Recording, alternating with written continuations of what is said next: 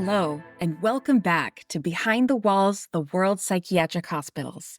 I'm your host, Dr. Sarah Gallup, and today we're going back to Ireland to hear survivor stories from the Magdalen Asylums. I got a lot of good feedback from the survivor stories from Goodna Mental Hospital, so I'll do my best to search for more of these types of stories. As I've mentioned before, their stories are extremely important to hear, even though they are really difficult to listen to. This particular episode will have similar themes, so trigger warnings for physical, psychological, sexual, and religious abuse. Sources for this episode include the 1998 documentary Sex in a Cold Climate and a 2013 BBC article. All sources will be listed at the end of the episode transcript. So for now, come on in and get comfortable as we go behind the walls of Ireland's Magdalen Asylums. I want to begin by recounting the stories of the four women in the 1998 documentary Sex in a Cold Climate. I encourage you to watch this and listen to them tell their stories for themselves. You can watch it in its entirety on YouTube, but I do want to summarize their tales as best as I can here as well. The first story is about Bridget Young, who was born in 1939 in Ennistimon, County Clare. She was raised in a Catholic orphanage in Limerick that was attached to a Magdalene Laundry.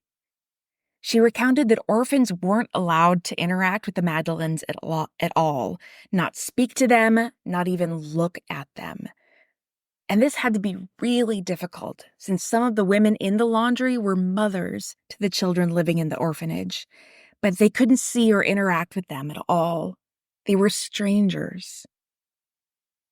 Bridget pointed out that once she and the other girls started to develop during puberty, the nuns were told them that they couldn't show their breasts, not even through clothing, so they made the girls wear binders across their chests to stay flat. Every Saturday night, Bridget said, the nuns would have the girls line up and strip naked. They would laugh at them and make comments about their bodies. If someone had a larger body, they'd get extra verbal abuse. And Bridget believed the nuns got a special enjoyment out of this. One of Bridget's jobs at the orphanage was to help move dirty linens to the laundry. There was a bit of a routine. She would gather all the heavy linens into a cart and drive it up to the gate where one of the Magdalene women would retrieve it, in silence, of course. But one day, Bridget and another orphan tag-teamed the job. At the gate, one of the women asked if there was a child by such and such name. Bridget said there was, and the woman said that she was her child, but hadn't seen her since her daughter was a year old. The woman worked up a plan to have Bridget and her friend bring her daughter to a nearby place where she could at least see her and see what she looked like then. But the plans were intercepted. A nun caught both the girls and forced them inside. The nun went and grabbed a leather belt, a pair of scissors, and a razor. She shaved both of the girls' heads and then wrapped the belt around her hand and beat them afterward. With blood running down their faces, the nun forced Bridget and her friend to look at themselves in the mirror, heads shaved, faces swollen. "You're not so pretty now, are you?" Bridget remembers the nun telling them. Occasionally, she recalled, a priest was brought to bless the girls. In one instance, she remembers sitting in a chair across from the priest. They talked for a little while, but he soon scooted his chair a little too close to hers. I'll spare you the details, but suffice it to say that he completed on this young girl. And she recalled that she knew nothing of sex or of men's bodies, and she didn't even know what was happening. She didn't want to tell anybody because she was afraid of being sent over to the laundry and becoming a Magdalene, one of the devil's children.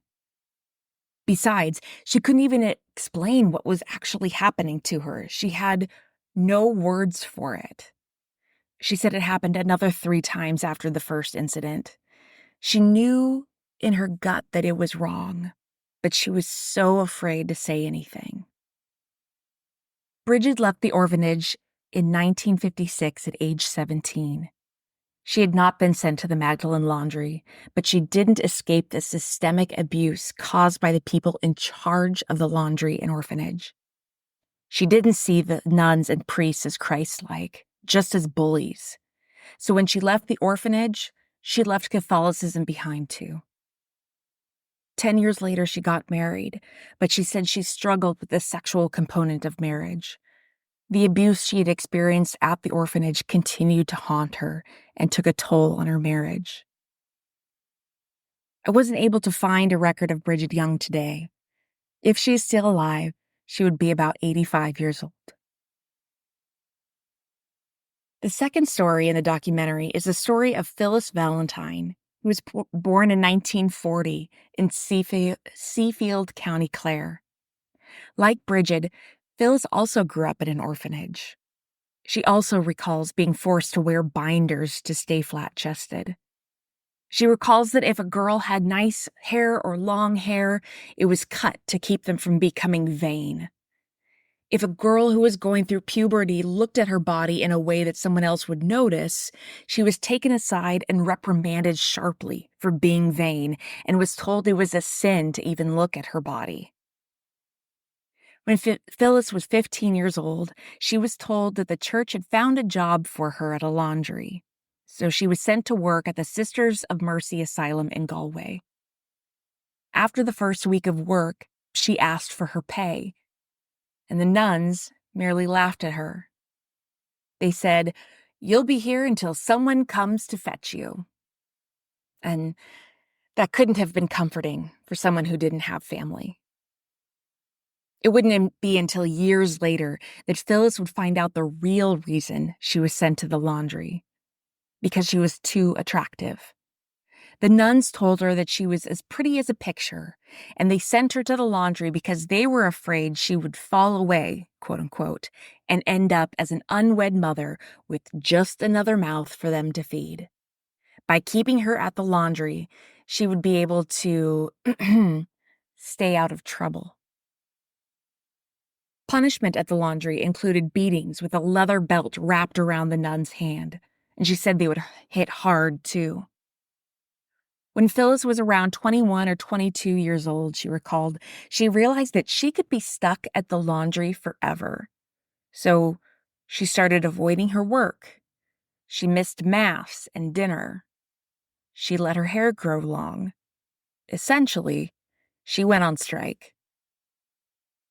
One day, a nun noticed that her hair had gotten long, and she was going to have someone cut it. Phyllis resisted and, in her words, made a big stink by punching a door. That seems to have done the trick. The nun left her alone.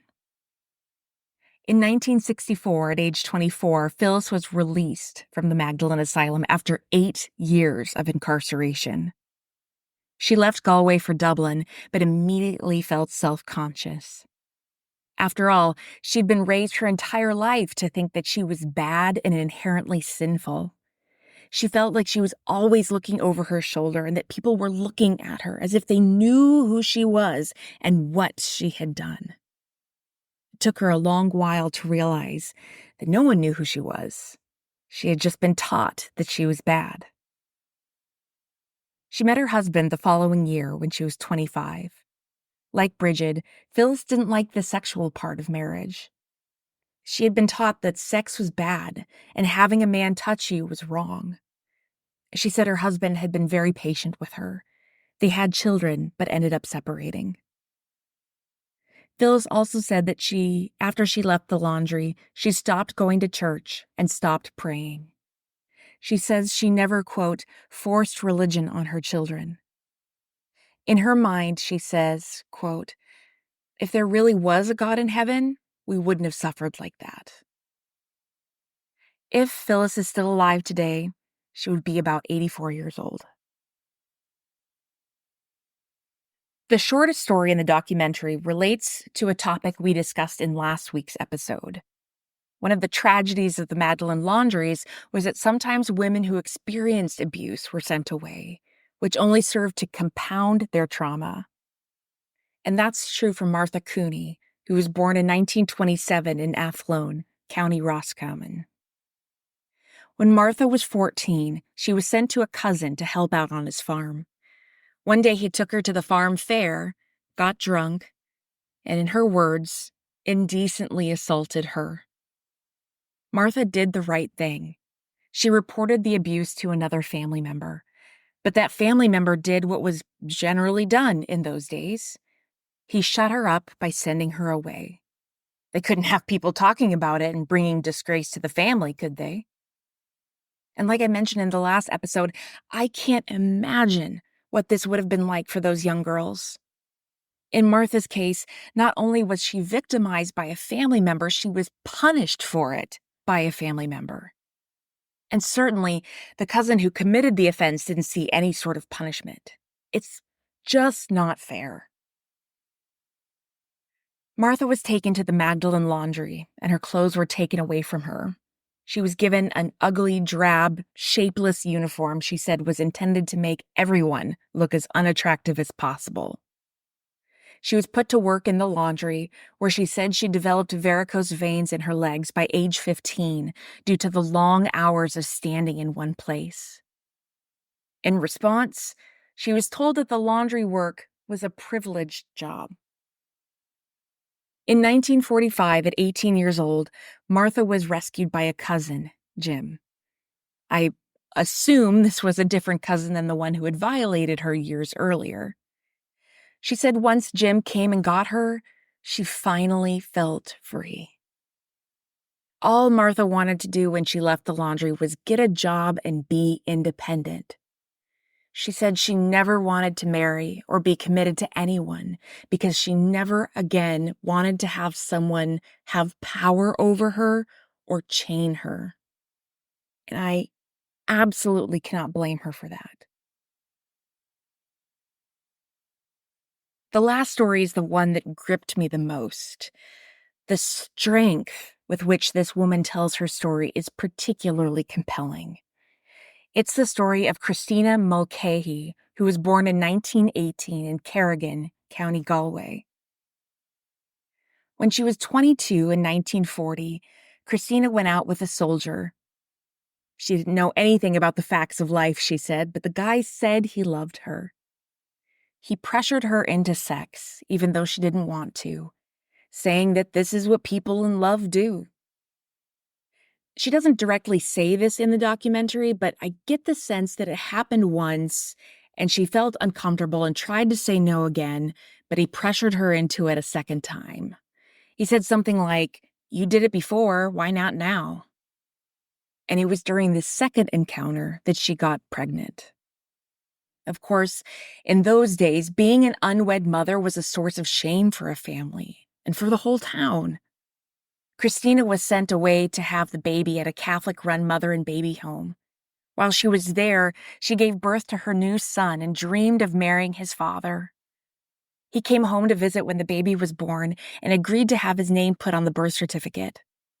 She wrote him letter after letter, but it soon became clear that the letters to and from him were being intercepted by the nuns. She was no longer allowed to have contact with him. "I would have married him," she said. "I loved him." When the baby was 10 months old, he was abruptly taken away from Christina. She didn't even get a chance to say goodbye. She was told that a car was waiting to take her home, and she couldn't believe it. Couldn't even say goodbye. And the car took her back to her hometown. She showed up at her family's house. She was met at the gate by her father and siblings. "What do you think you want?" her father asked her. I'm sure she must have been surprised by that greeting. "I want to come home," she said. "You're not coming into this house. You've distressed us. You're not right in the head. You can't be right in the head to bring your child into the world, and you deserve punishment." Instead of welcoming her home, Christina's family sent her to the Sisters of Mercy Magdalen home in Galway. Once she got there, she had her clothes taken away, and she was given a uniform made of brown, coarse material and was sent to work in the laundry. Christina had thought that she might work for 6 months or so and then go be with her baby. But one day, one of the other girls working with her in the laundry said, "Once you come here, you won't be going out." A while later, Christina met another girl who worked at a mother and baby home who knew her son. She said he was doing well, but added that he was going to be boarded out soon. Christina lost it, and understandably so. She recalled that when some women heard similar news, they sometimes screamed and cried and kicked machinery and broke windows in their distress. I certainly can't blame them. And then they'd be punished afterward for their behavior.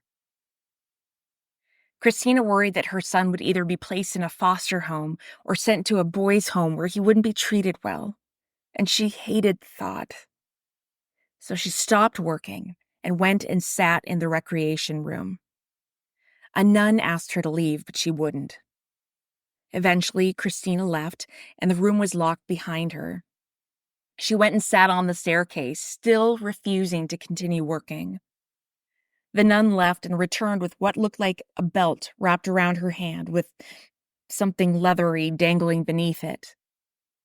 Christina looked up at her as the nun approached and said, "If you lay a hand on me, I will kill you." And she meant it.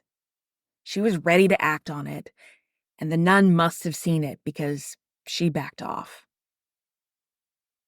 Since she had defied a nun's authority, Christina was compelled to give her confession to a priest and seek further absolution. The priest called her around to discuss the subject more, and when she walked over to him, she saw that he was completely exposed. She knew it would be his word against hers. Still, she left and told one of the sisters, who hissed at her to be quiet and keep her mouth shut. When Christina went back and confronted the priest, he denied his actions. "You are not a man of God. You really are not," she snapped back at him. And, understandably, she didn't want to go to confession or church anymore. As further punishment, her hair was cut off. "Your life isn't worth living now," she was told by the nuns. "You fell from grace. Your respectability is gone." And this made Christina determined to leave the laundry once and for all. Escaping from the laundries often required planning and sometimes just required good timing. One day while the cows were being let in, Christina slipped out the side gate and ran to a friend's house. As soon as she got there, the bells of the laundry started ringing, a signal that someone had escaped. She knew she couldn't go back to her family's house because they would send her right back, and the police would be looking for her soon. Christina ended up running away to Northern Ireland. She had successfully escaped after 3 years at the Sister of Mercy Laundry. She went on to become a nurse. She got married. She had kids. But she never told anyone about her firstborn son. Not until 6 months before she was interviewed for the documentary. For 50 years, she had kept her past a secret. And finally, with the help of her family, she was reunited with her long-lost son. Christina Mulcahy died in February 1997. She was 78 years old. The stories of the women in the documentary Sex in a Cold Climate are heartbreaking. But sadly, they aren't unique. There are tens of thousands of similar stories, but not everyone made it out of the laundries alive. A 2015 article from the Irish Times estimates that up to 1,663 women may have died in the Irish Magdalene Laundries between 1922 and 1996. The public seems to be equal parts fascinated and horrified by the stories of the women who were incarcerated in the laundries, probably because they were a mystery for so long. A 2013 BBC article briefly tells the stories of two laundry survivors, Maria Gambold and Maureen Sullivan. These summaries are taken from that article. Marina Gambold was orphaned when she was 8 years old, after both her parents died. She lived with her grandmother for several years, but when she was 16, she found she had nowhere to go. A priest took her to a Magdalene Laundry. I walked up the steps that day, and the nun came out and said, "Your name is changed. You are Fidelma." I went in, and I was told I had to keep my silence, she said. I was working in the laundry from 8 in the morning until about 6 in the evening. I was starving with hunger. I was given bread and dripping for my breakfast every morning. We had to scrub corridors, and I used to cry with sore knees, housemaids' knees. I used to work all day in the laundry, doing the white coats and the pleating. Marina also spoke of what happened on a day when she broke a cup. The nun said, "I will teach you to be careful." She got a thick string and tied it around my neck for 3 days and 3 nights, and I had to eat off the floor every morning. Then I had to get down on my knees and I had to say, "I beg Almighty God's pardon, Our Lady's pardon, my companion's pardon for the bad example I have shown." Marina also spoke of a time when a nun locked her out on a cold night. Another thing I will never forget is the evening I ran out on the balcony, which was all glass on a winter's night. She locked me out there for 2 nights and 2 other girls, and I nearly died of the cold. Marina was in the laundries for about 3 years. She left when she was 19 and left Ireland. When I came out of the convent, I was determined to get out of Ireland. I was 19 years of age then, and I had a nervous breakdown. I lived in England for almost 30 years before I moved back with my husband. Most of the time, I have cried bitter tears, especially when I had nobody. Pain never goes away. Maureen Sullivan was sent to a Magdalene Laundry in New Ross, County Wexford, at the age of 12. Maureen's mother had remarried after her father died, and Maureen claims she was abused by her stepfather. The nuns noticed, called in a priest, and convinced her mother that Maureen would be going to a lovely school. Maureen said she never saw her school books again, was forced to work night and day, 7 days a week, and was given a new name, Frances. "What an evil thing to do," she recalled. "I never did anything wrong. I was an innocent child, and the nun told me I could trust her to tell her my story.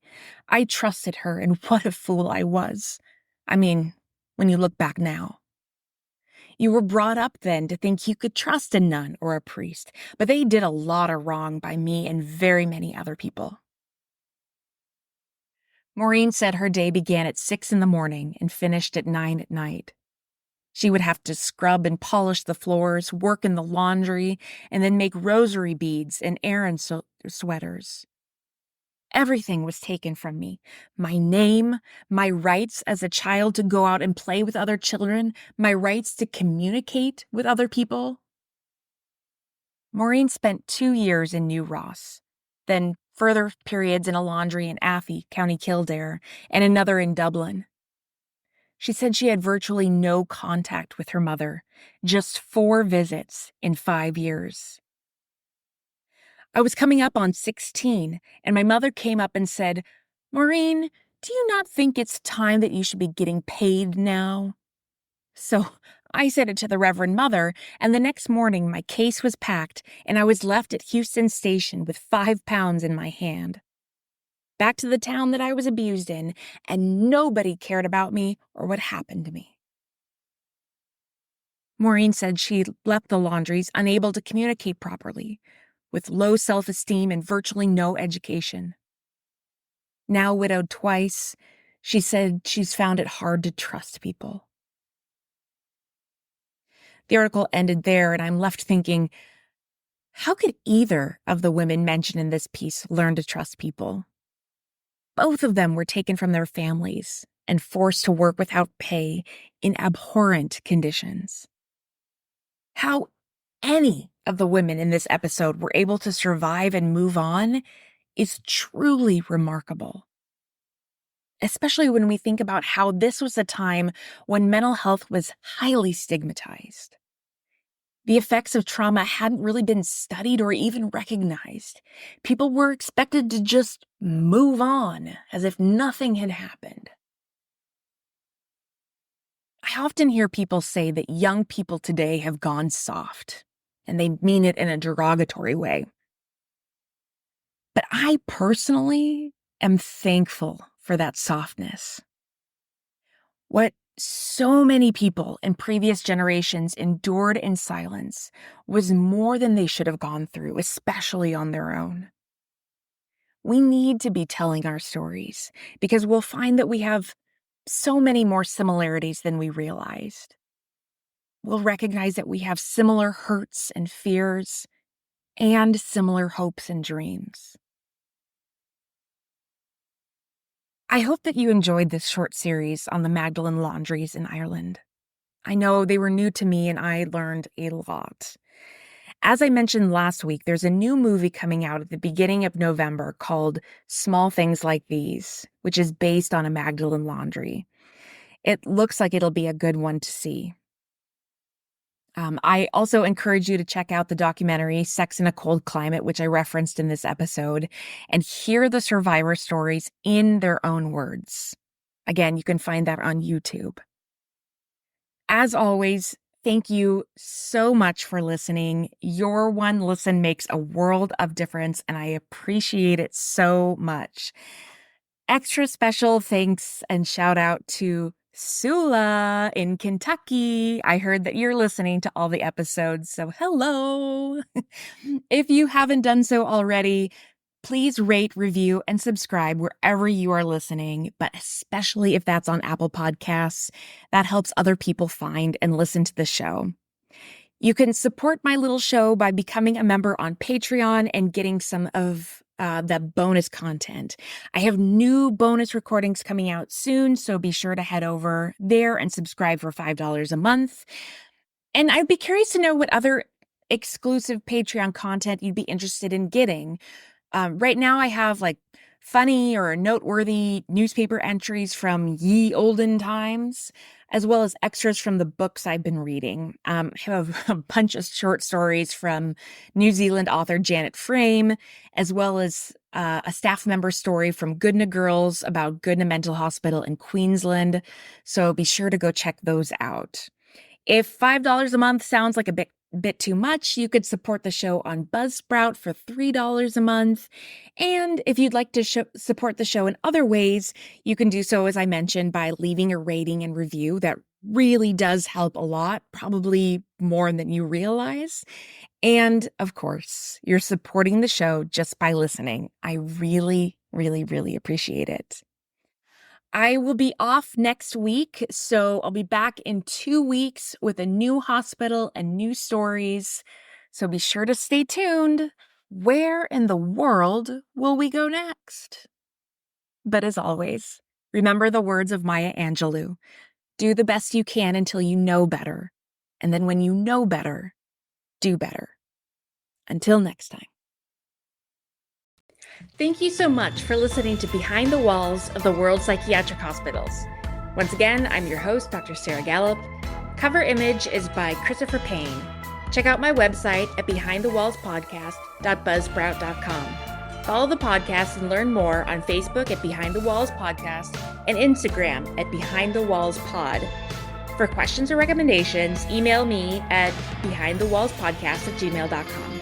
You can find new episodes every Monday on Amazon Podcasts, Spotify, Stitcher, or wherever you're listening right now. If you like the show, please rate, review, and subscribe on Apple Podcasts. It helps other people find and listen to the show, and I would be so grateful. Please stay tuned for more episodes of Behind the Walls of the World's Psychiatric Hospitals. Until next time.